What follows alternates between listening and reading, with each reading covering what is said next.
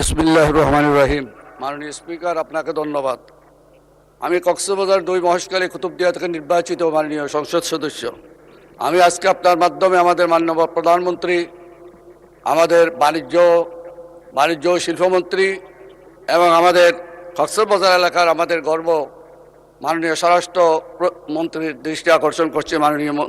মাননীয় স্পিকার, আমার নির্বাচনী এলাকা লবণ উৎপাদিত এলাকা। মাননীয় স্পিকার, বাংলাদেশের 64 জেলার মধ্যে 63 জেলা, একটি জেলা আমার কক্সবাজার মহেশখালী কুতুবদিয়া 60% আমরা লবণ উৎপাদন করি। আমার রক্ত ভানি করে ঘামকে রক্ত করে আমরা উৎপাদন করি লবণ।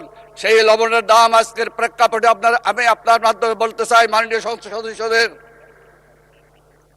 আপনারা লবণ ক্রয় করে খাচ্ছেন পার কেজি 40 টাকা, আর আমরা মাঠ পর্যায়ে লবণ বিক্রি করতেছি মাত্র 60 টাকা কেজি, 200 টাকা 250 টাকা করে মন বিক্রি করে আমাদের লবণ উৎপাদনকারীরা আজকে পথে বসেছে, যেখানে উৎপাদন খরচ করছে আমাদের 400 টাকা।